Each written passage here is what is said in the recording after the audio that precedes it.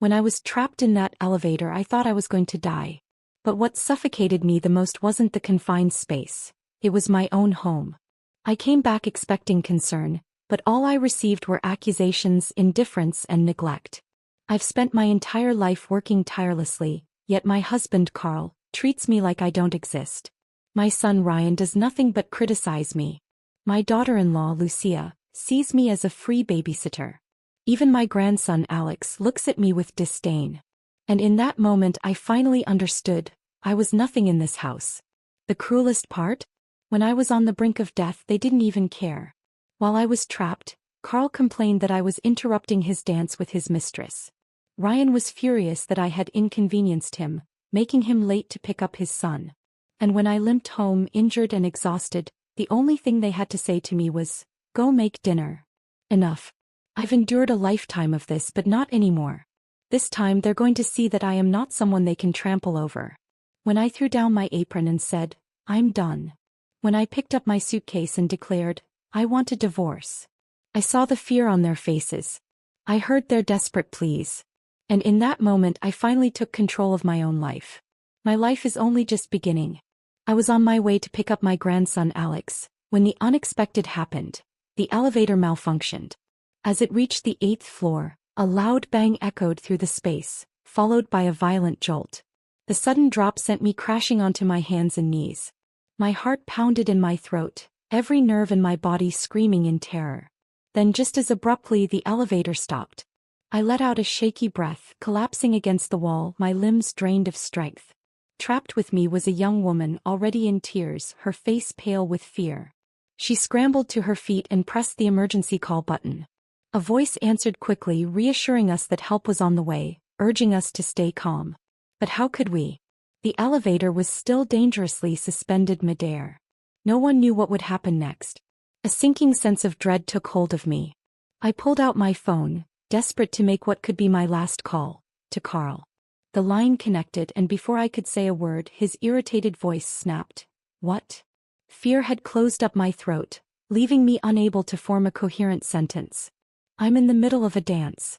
I don't have time for this." And with that he hung up. I called back. He didn't answer. Panic rising, I dialed Ryan next. I didn't know how long I'd be stuck here. I didn't know if I'd make it out alive. But one thing I hadn't forgotten, I was supposed to pick up Alex. This time I cleared my throat before speaking. The moment the call connected, I quickly explained my situation, telling him not to worry and asking him to pick up Alex. His response: "You're completely useless." The line went dead again. I stared at my phone, my vision blurring. I had so much to say.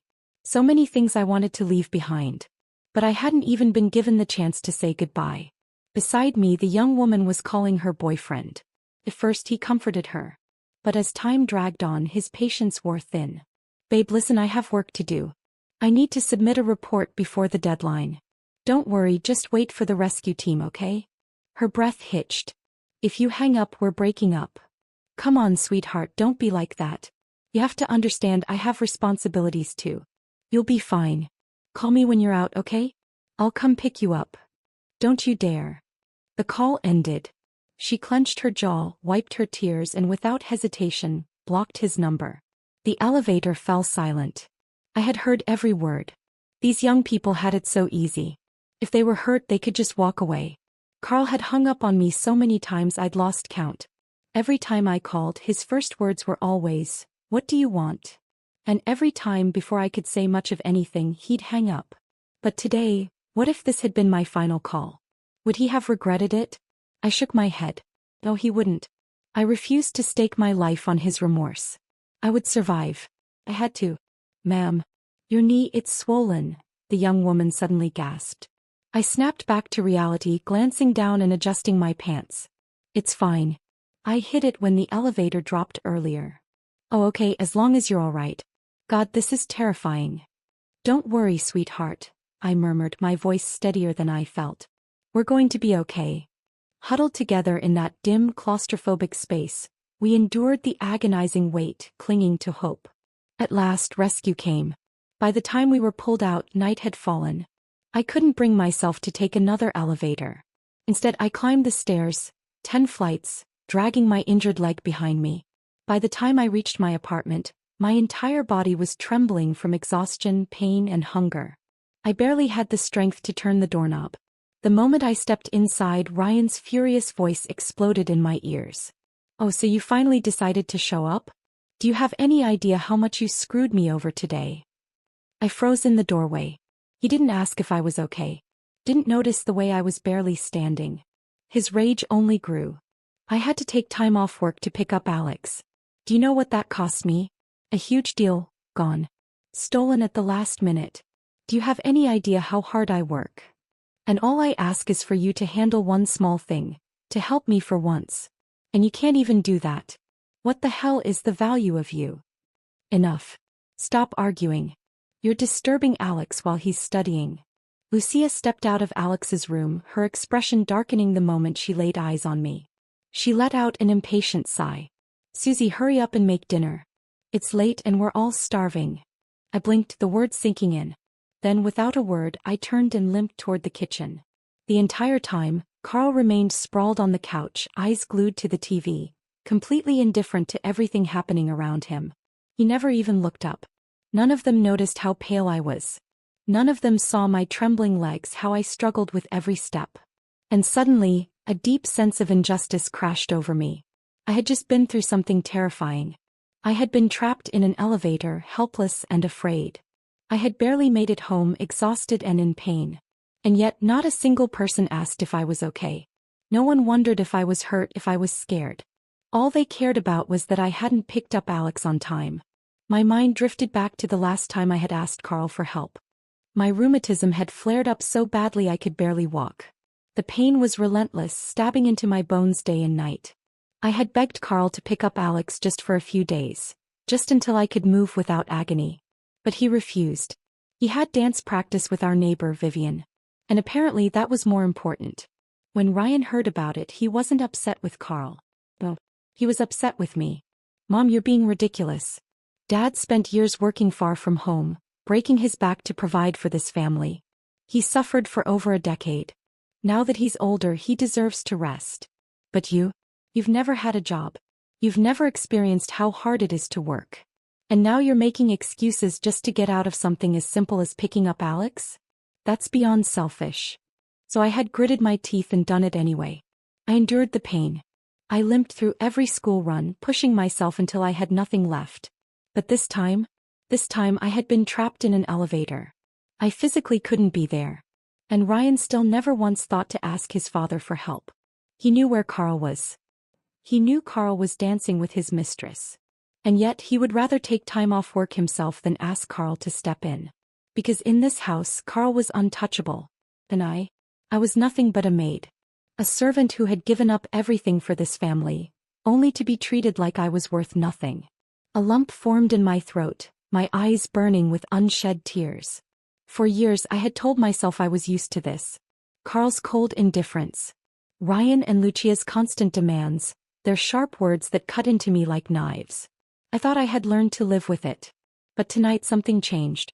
Maybe it was the pain in my leg radiating all the way into my chest. Maybe it was the crushing weight of everything I had endured. Or maybe, for the first time in my life, I finally realized the truth. I couldn't take it anymore. I wouldn't take it anymore. And I swore in that moment they would pay for every single thing they had done to me. "Is dinner ready yet?" Carl's impatient voice bellowed from the living room. I snapped back to reality, inhaled deeply, and then, without hesitation, threw the dishcloth aside and walked out. I didn't cook dinner. Carl frowned, clearly displeased. "You're so slow. Vivian's already been texting me to come dance." "Forget it, I'll just skip dinner." With that, he got up, straightened his barely rumpled clothes, and pulled out his phone as he strode toward the door. I'm coming, I'll be down in a second." His tone was light, almost eager. That was when Ryan stepped out of his room, his expression darkening. "Mom, what the hell are you doing?" I had had enough. "Whoever wants to eat can cook. I'm done." Lucia, who had been lounging on the couch watching TV, jerked her head up. Her voice turned sharp. "Susie, what kind of tantrum is this? Don't you care about your grandson?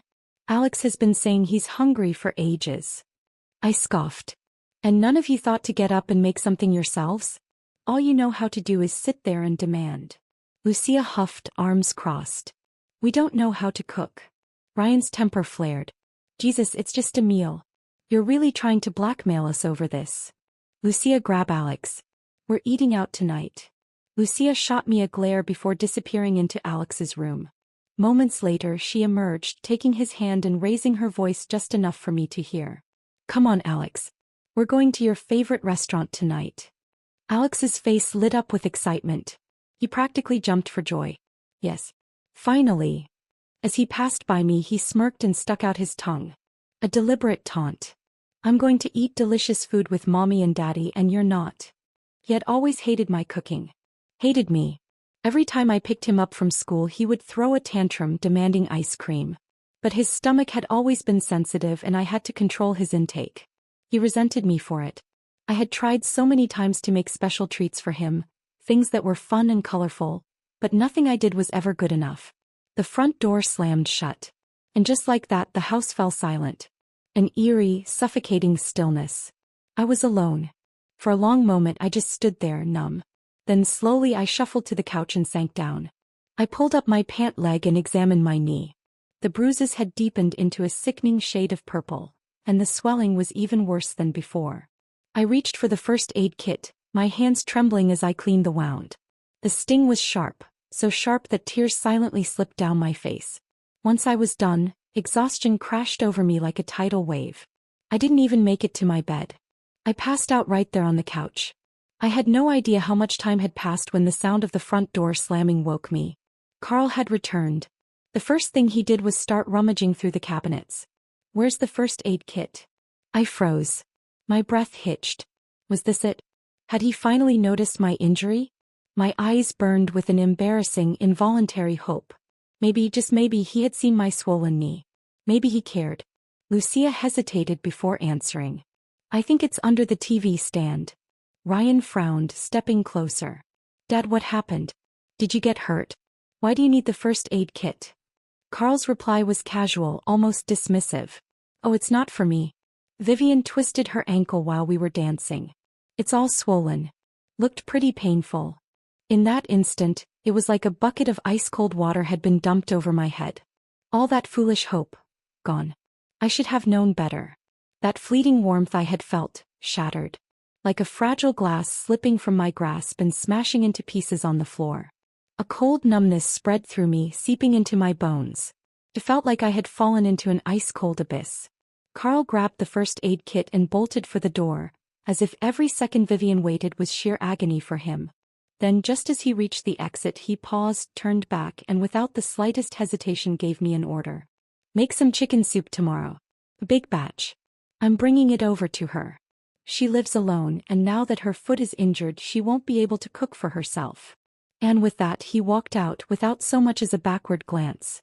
Ryan barely reacted, just pulled out his wallet and carelessly tossed a few bills onto the table. Mom, go to the market early tomorrow and buy the freshest chicken and vegetables. After you drop Alex off at school, start simmering the soup.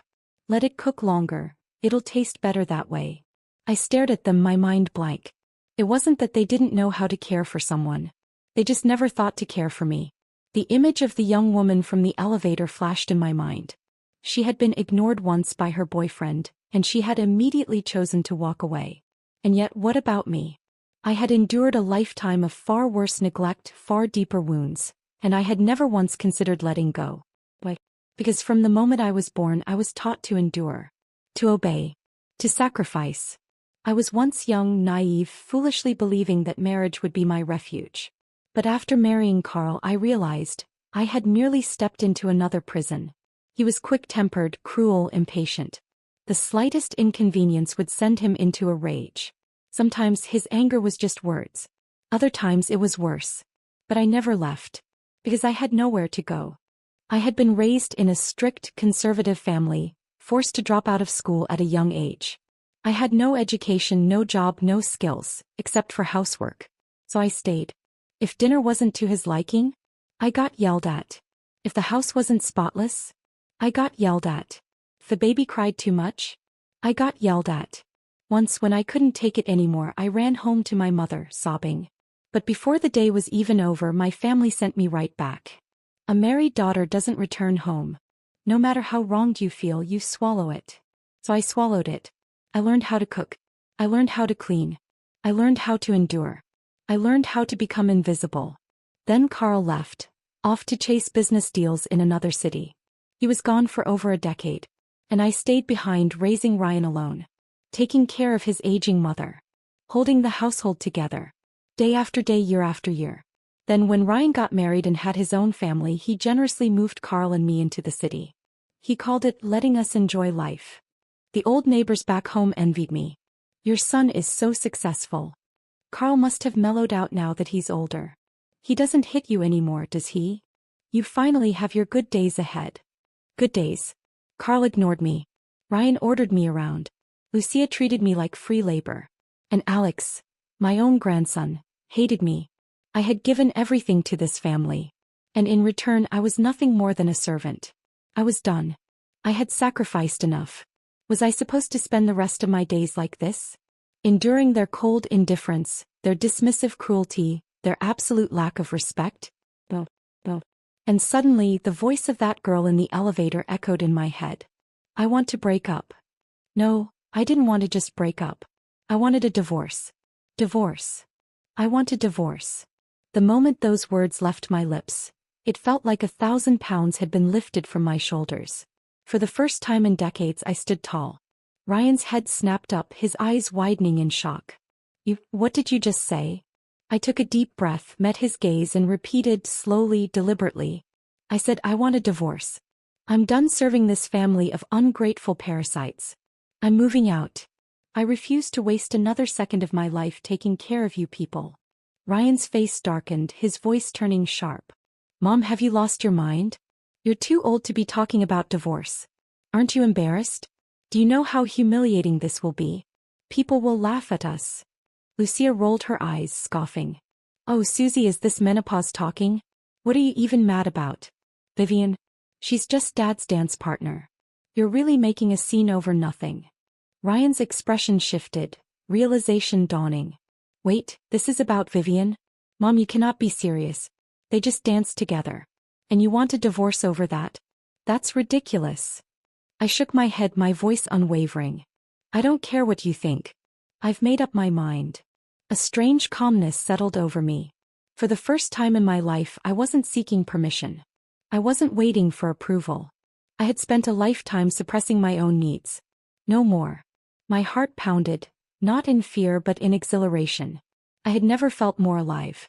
I turned, grabbed my phone and dialed Carl. The line connected. He didn't even bother with a greeting.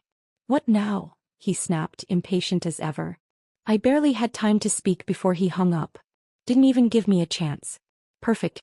A bitter laugh bubbled in my throat as I turned and strode into my room. I grabbed a suitcase and started packing. Ryan finally realized I was serious. His face twisted in panic as he fumbled for his phone, dialing Carl with shaky hands. Dad, you need to come home. No. Mom's lost her mind, she wants a divorce. As I packed my things, I realized how pathetically little I owned. I had spent my whole life saving, sacrificing, never once indulging myself. And now as I stood here preparing to leave, it hit me. After all these decades, all I had to my name were a few faded, threadbare clothes. I closed my eyes, swallowing the bitter lump in my throat. From the nightstand I pulled out my bank book and personal documents, stuffing them into my travel bag along with my clothes. When I zipped the bag shut, there was still a gaping empty space inside. This was everything I had. My entire life reduced to a half-filled suitcase. Done packing. Ryan leaned against the doorframe, arms crossed, a smirk tugging at his lips. Looking dismissive. When is Carl coming home? I asked, already knowing the answer. Ryan shrugged, feigning nonchalance. No idea. Vivian needs him right now. He can't leave her side. My hands clenched into fists. Ryan clicked his tongue. Oh, come on, Mom, drop the act. His smirk deepened, laced with condescension. This whole tantrum, it's just a desperate ploy to drag Dad back from Vivian, isn't it? His gaze was pure scorn. Mom, look at yourself. You're not some young girl competing for a lover's attention. Do you even realize how pathetic you look right now? I stared at him. This was my son. A child I had raised with my own hands.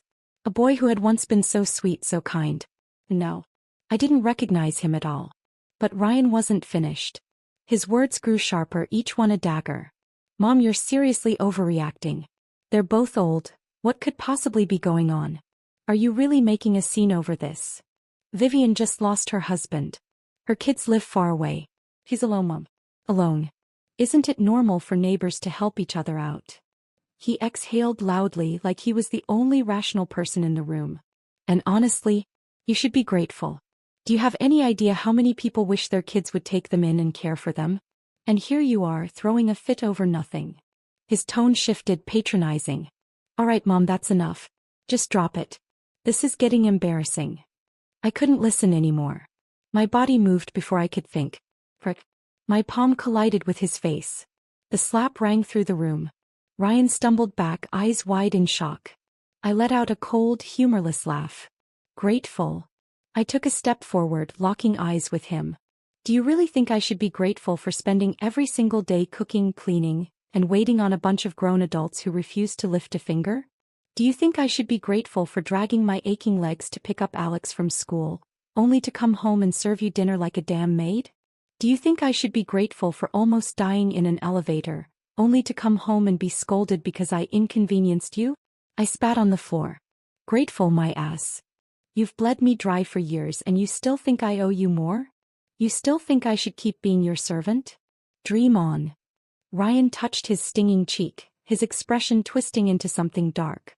For the first time in my life I saw it. Hatred. He hated me. This was the first time I had ever laid a hand on him. And yet, after everything I had done for him, everything I had given up for him, this was what it took to finally get a reaction. Not love. Not guilt. Just hate. How tragic. How utterly, pathetically tragic. Ryan's temper snapped. His voice rose, shaking with fury. What the hell have you ever done for me besides cooking and babysitting? He whirled toward the window, jabbing a finger at the city below. Look at my friends. Look at their parents. Every single one of them helps their kids buy a house, a car, something. His teeth clenched, voice venomous. But you. His hand shot out, pointing straight at me. You're the worst. At least Dad bought me a car. What the hell have you ever given me? Have you ever worked a single day in your life? Have you ever made a cent on your own? No. You can't even support yourself. His lip curled in disgust. You're nothing but dead weight. A burden. His voice dropped, dripping with pure contempt. So what gives you the right to stand there and lecture me? My whole body trembled with rage as I raised my hand and slapped Ryan across the face again. You ungrateful bastard. His head snapped to the side, his eyes widening in disbelief. But I didn't care. A lifetime of suppressed fury, buried pain, and silent endurance erupted all at once. You were sick all the time when you were little, constantly in and out of the hospital. Your grandmother said you were a burden, a waste of money. She refused to pay for your treatment. Do you remember who carried you on my back, running door to door, begging the neighbors for money just so I could get you the medical care you needed? It was me. Now you stand here and look down on me for not having a job, for not making money? Do you have any idea why I never worked?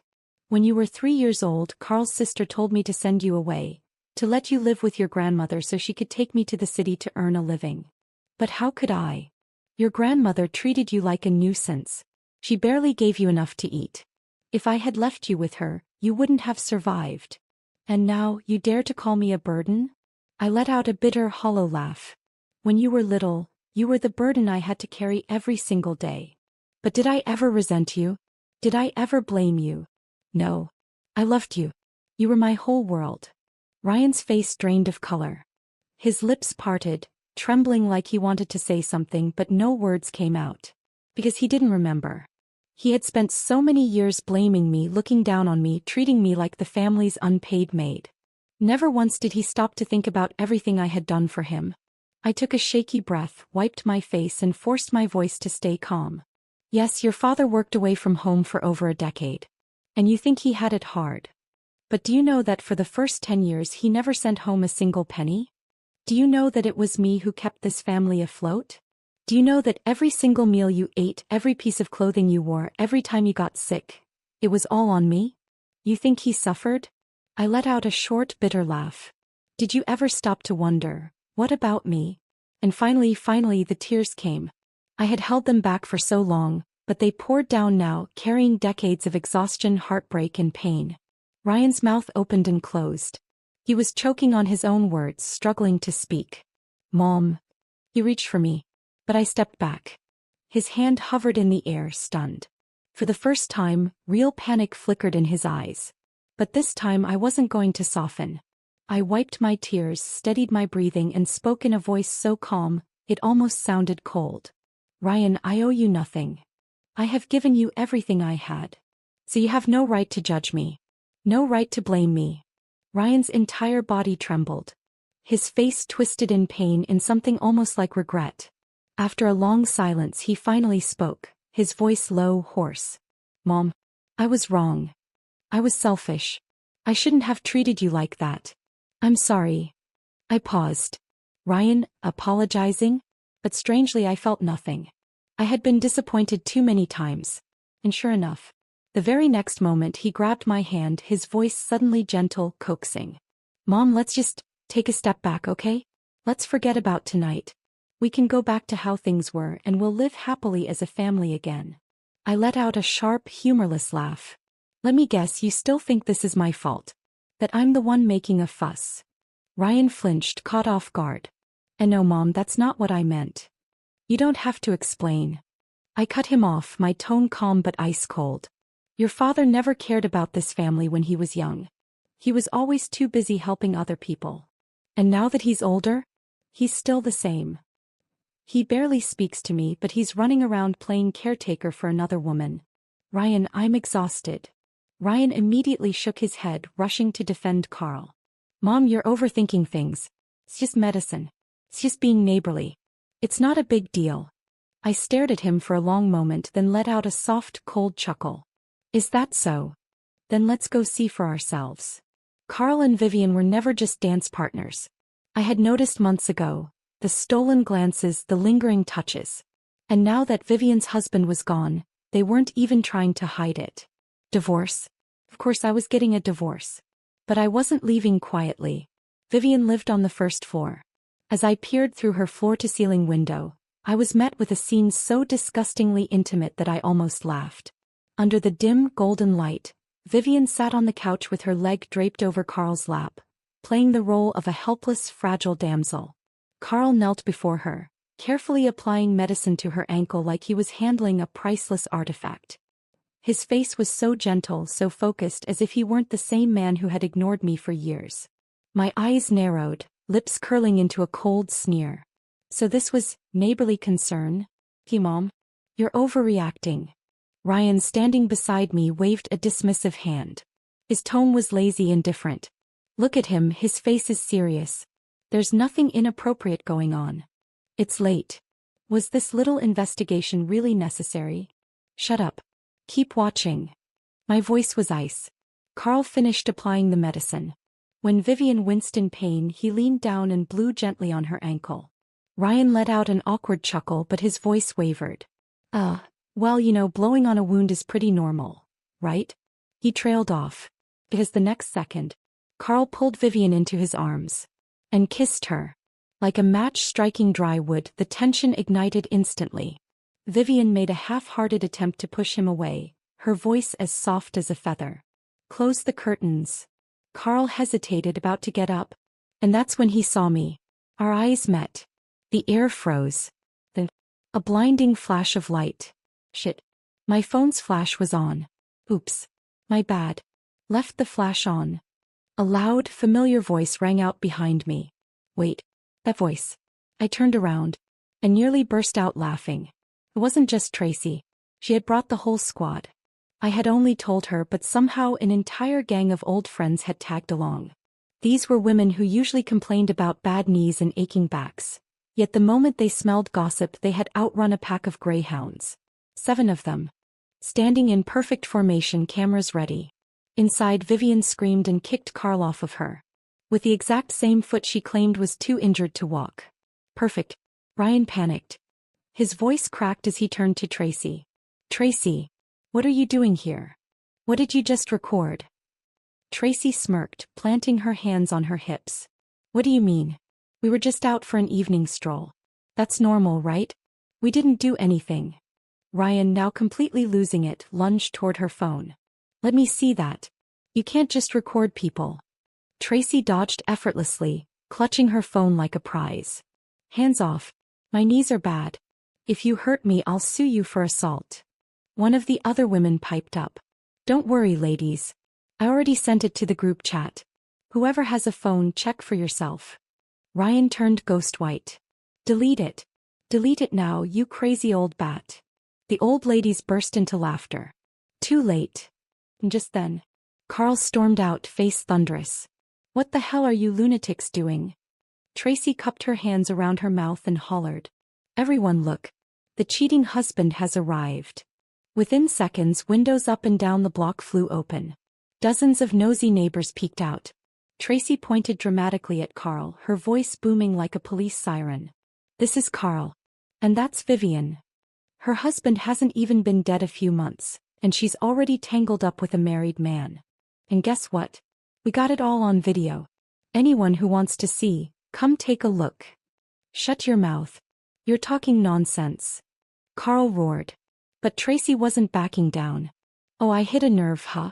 Why so defensive? We just caught you red-handed. What, we're not even allowed to talk about it now. Carl tried to step forward, but he never stood a chance. The 7 women closed in, surrounding him like a pack of wolves. One of them sneered, voice dripping with sarcasm. Ladies and gentlemen, this is Carl.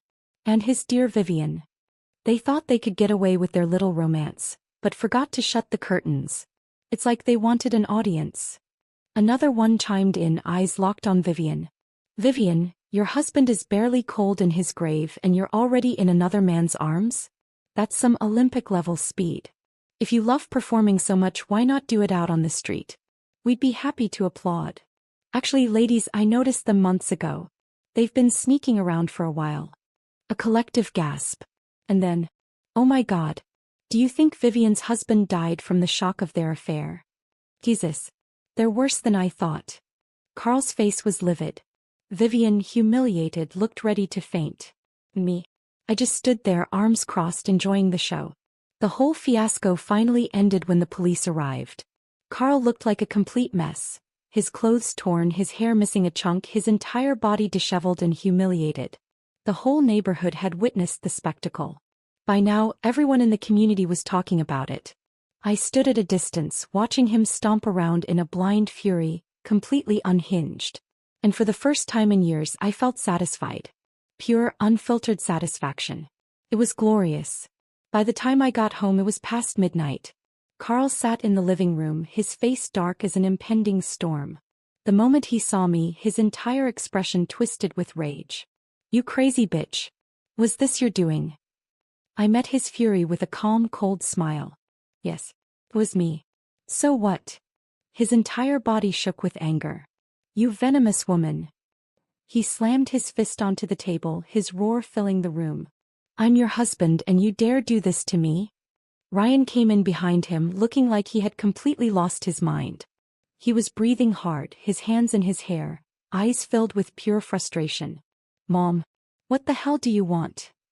His glare burned into me, full of disappointment and blame, as if he was the one being humiliated. No matter what happens, you should have kept it private. You don't air dirty laundry in public. Do you have any idea what you've done? How am I supposed to face people now? Do I even have a shred of dignity left? I didn't even look at him. Instead, I turned to Carl, pointing straight at him. Why don't you ask him that question? He's the one who climbed on top of Vivian in full view of everyone. He's the one who disgraced you. Ryan's face froze. Carl, on the other hand, turned a dangerous shade of red, his voice rising to a furious bellow. You're insane. A complete lunatic. He jabbed a finger toward the door, his voice trembling with rage. Divorce. I want a divorce right now. Get out of my house. Take your shit and leave. Right now. For the first time that night, I felt a wave of relief. Finally. I had been waiting for this moment. I had worried that Carl would drag this out, refuse to let me go, trap me in this prison. But now. He was throwing me out himself. Perfect. I didn't say another word. I simply turned, walked to my room and grabbed my already packed bag. I had been ready to leave hours ago. I slung it over my shoulder, fully prepared to walk out of that house forever. But just as I reached the door, Carl blocked my way. "Stop right there." His narrowed eyes locked onto my bag and something vicious flickered in them. "Put that down." His voice was sharp, dripping with malice. "You're not taking a damn thing. Everything in this house was bought with my money. You leave empty-handed." That sentence, that absolute audacity. I laughed. Actually laughed. It was a slow, cold, deliberate laugh. Then without a word I placed my bag down. Ryan let out a small sigh of relief, thinking I had given in. But then, I walked into the kitchen. A second later I strode back out, holding a knife. A long, gleaming kitchen knife. Ryan's face went ghost white. Carl took an instinctive step back. I gripped the handle firmly, my gaze sharp and deadly. "Listen carefully, Carl. If you won't let me live in peace, then we're going down together." For a second, time seemed to rewind decades. Once, when I was young and desperate, I had held a knife just like this, facing off against someone who tried to hurt me and my child. Now, I was standing in my own home, holding it against my own so-called family. Ryan panicked, stepping between us, his voice shaking. "Mom, calm down. We can talk this out. Don't do anything crazy. Calm down." I lifted the knife slightly, just enough for the blade to catch the light. "Did you all think I was just some punching bag? Did you think that just because I spent a lifetime enduring that I would never fight back? Even a clay figurine has fire in its core. You have all pushed me too far." Carl finally showed fear. He took another step back, still muttering curses, but his voice wasn't as strong as before. "You crazy old hag." I narrowed my eyes. "Carl." My voice was low, cold, and deadly sharp. "I don't have a mistress to run to. I have nothing to lose. So if you think you can keep pushing me, you'd better start sleeping with one eye open." Carl's entire face drained of color. His breath hitched, his hands clenching and unclenching at his sides. He tried to act tough, but the terror in his eyes was undeniable. "Get out. Take your damn bag and get out." Ryan stood there, stunned, his expression unreadable. He stomped his foot, his frustration boiling over. "Mom, why did it have to come to this? Why did you push things this far?" I turned, my voice calm and firm. "Because you all pushed me first." And with that I walked out the door. And never looked back. After my divorce from Carl, he wasted no time trying to humiliate me. The very next day he brought Vivian into our home, as if nothing had happened. Not only that, but they planned to throw a grand party like they were celebrating a damn wedding. But their joy didn't last long. The following morning I hired someone to leave a special message on their doorstep. A very public blessing. And the results were immediate. Vivian saw my little gift, and screamed so loud, the entire neighborhood turned to watch the scene unfold. Within half an hour they canceled the party. They didn't even dare step outside. But of course, to comfort his precious Vivian, Carl went and hired a maid to make sure she never had to lift a finger. Now Vivian had truly become the queen of the household. I spent the rest of the day on the phone with my old friends, gossiping and laughing. Some felt bad for me, saying it was a shame that those two scumbags got away with everything. Tracy, of course, was the most furious. "If I were you, I wouldn't have given up the house so easily. I'd stay there just to piss him off for the rest of his miserable life." Her words made me chuckle. Who's really going to suffer in the end? That remains to be seen. But honestly, why waste my life on Carl anymore? I had better things to do. Then Tracy sent another message. "Susie, why don't you come live in my old house? I'm never going back there and it's just sitting empty anyway." I knew she meant well, but I insisted on paying rent. After a bit of back and forth, she finally gave in and accepted a symbolic amount just to ease my conscience. And just like that, I left behind the place that had suffocated me for years. And started over. Tracy's old house was in a quiet little town, surrounded by breathtaking scenery. On my first day there, I cleaned the house from top to bottom, even took the time to till a small patch of land near the yard, planning to visit the market the next day for flowers and vegetable seeds. By the time I finished, my whole body ached. But for the first time it was a good kind of exhaustion. That night I slept better than I had in years. The next morning, I opened my eyes, glanced at the sky, and instantly bolted out of bed. Shit. I'm late. I need to wake Alex up. He's going to be late for school. I rushed to the kitchen ready to start breakfast. Then suddenly froze. Wait. Where am I? I looked around, slowly realizing I don't have to take Alex to school anymore. I was free. Truly, completely, finally free. For years, mornings had been a daily battle. Alex refused to get up. I nagged. He dragged his feet. We barely made it to school before the bell rang. Me. I never even had a moment to breathe. Always exhausted. Always rushing. Always worn down. But now, I could slow down. And for some reason, that realization made me want to cry. It didn't take long for me to settle into my new life. Tending flowers. Growing vegetables. Enjoying the sun. My days were peaceful and quiet. And then Linda arrived. My new neighbor. She was around my age and, strangely enough, always seemed to show up right when I was cooking. One day, she walked over acting if nothing was strange and announced, "Susie, I can't cook. Mind if I join your meals? I'll cover the grocery costs." I didn't refuse. Cooking for two wasn't much different than cooking for one. And honestly, it was nice to have company. Before long, we became inseparable. Linda was bold, funny, and completely unfiltered. Every evening after dinner, we took long walks, laughing and gossiping like two old troublemakers. Life was perfect. Until today. My phone rang. Ryan. I frowned. Hesitated. Then picked up. "Mom." His voice was choked with emotion, thick with regret. "Can you come back?" There was a tremble in his voice. Like he was about to cry. I paused. Then I laughed.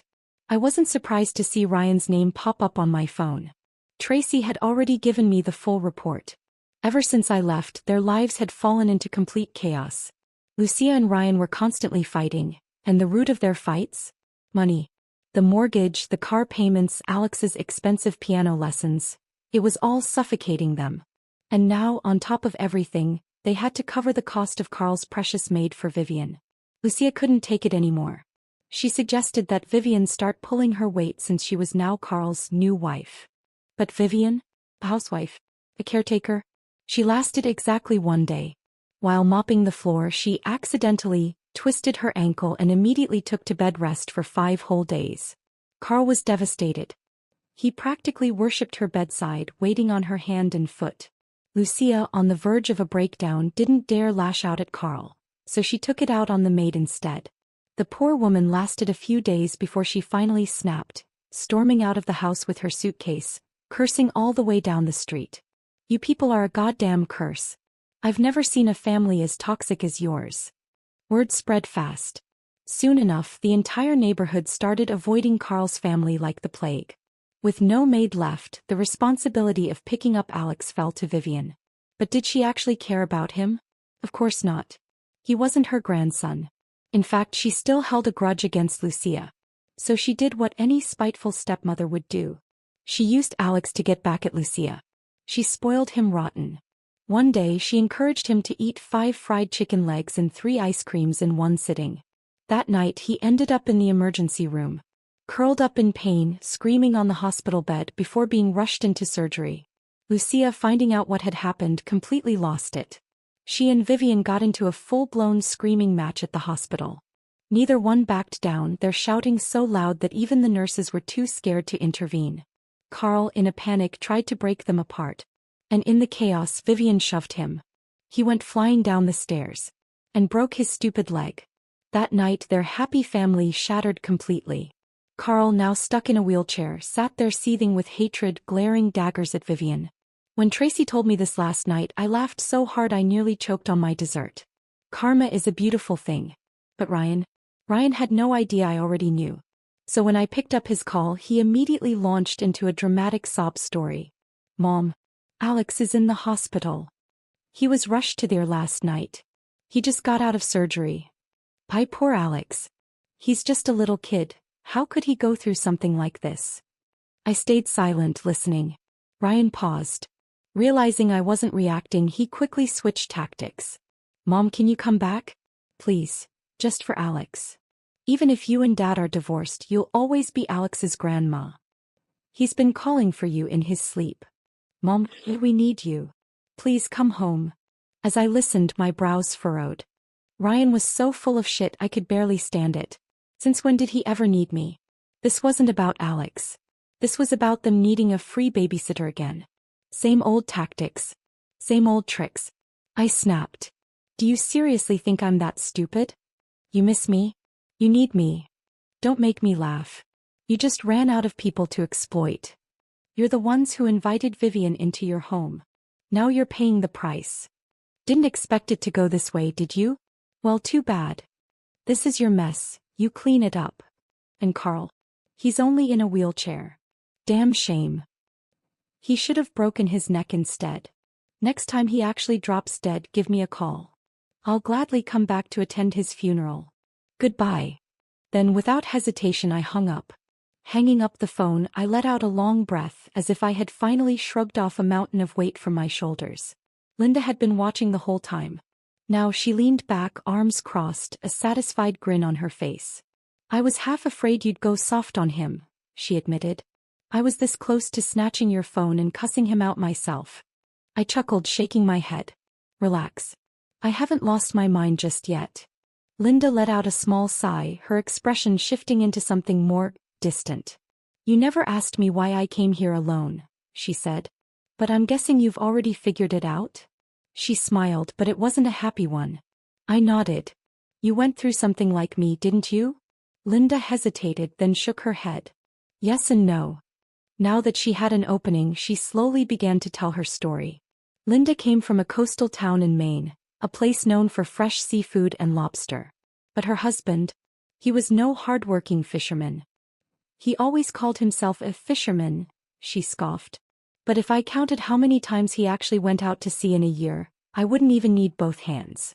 They were dirt poor.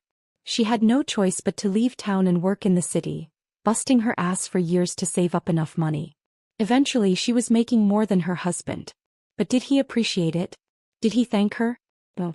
Instead he resented her. He said, what kind of man lets his wife provide for the family? It's humiliating. But did he ever ask himself why he refused to get a real job? Still she stuck it out. She put her son through school, paid for his wedding, even helped raise his kids. He thought, finally maybe she could rest. Then she found out. Her so-called best friend had been sleeping with her husband for years. And the worst part? Her whole family knew. Even her son. When the truth came out, she thought at the very least her son would stand by her. He was wrong. Just like Ryan had sided with Carl, her son took his father's side. You were always working, he told her. You were never around. Becca was the one who actually took care of us. Linda had collapsed from the shock and heartbreak, so sick she was hospitalized for 2 months. When she finally recovered, she didn't hesitate. She took her share of the money and left. And that's how I ended up here, she finished with a humorless chuckle. Then she looked at me, something bitter but determined in her eyes. You know what, Susie, she said, voice quieter now. I worked my whole damn life to provide for them. And in the end, what did I get? I bought my son a house. I paid for his kids. And yet he still blamed me for not being there enough. She laughed coldly. When I worked, I was neglectful. When I didn't work, I was useless. She exhaled, shaking her head. Sometimes I think, no matter what we do, we're always in the wrong. I reached over and squeezed her shoulder gently. No. The problem isn't us. It's them. If the family is broken, then we build a new one. I smiled at her, my voice warm. Look at us. We're living together, taking care of each other, and we're happier than ever. Isn't this what real family should feel like? Linda blinked, stunned for a moment. Then her expression brightened. You're right. We should be living for ourselves. Then suddenly, her eyes lit up with excitement. But you know what, Susie? We've rested enough. It's time to start making money. I frowned, caught off guard. Money. Linda nodded firmly. You're amazing at cooking. Why don't we start a food channel? We'll film your recipes and post them online. I hesitated, feeling unsure. People pay for that? Of course they do. Don't worry, I've already looked into it. You just cook, I'll handle the rest. She patted my shoulder, beaming. I have a really good feeling about this. And just like that, we dove in headfirst. Linda was a force of nature. The moment she decided on something, she moved fast. I, on the other hand, knew nothing about this kind of work. So I just listened to her, followed her lead, and did as she instructed. For a month, we worked non-stop. And then, it happened. Our videos started gaining traction. People loved them. And then, our first paid sponsorship came in. When Linda handed me my first share of ad revenue, I stared at the money in my hands, feeling a rush of emotions. Pride, excitement, confidence. I had spent a lifetime believing I couldn't earn my own way. But now, I had just made my own money. We kept at it, posting more videos, building our audience, watching our numbers climb. Linda was thrilled. Me. For the first time, I felt truly unstoppable. I had a feeling. The best days of my life were just beginning. Just as life was finally settling into a beautiful rhythm, Ryan showed up at my doorstep. He dropped to his knees, sobbing like a child, face pale and drawn, desperately trying to play the sympathy card. "Mom, I miss you so much. Ever since you left, the whole family's fallen apart. I'm exhausted. I lost my job. Lucia and I fight every single day. And now she's threatening to divorce me. She said if you don't come back, she'll leave me and take Alex with her. Mom, I have nowhere else to go. You've always loved me the most, right?" "Right." Then came the biggest joke of all. "Even Dad. He said, if you just come back home, he'll dump Vivian on the spot and remarry you. Mom, we're all waiting for you." I couldn't help it.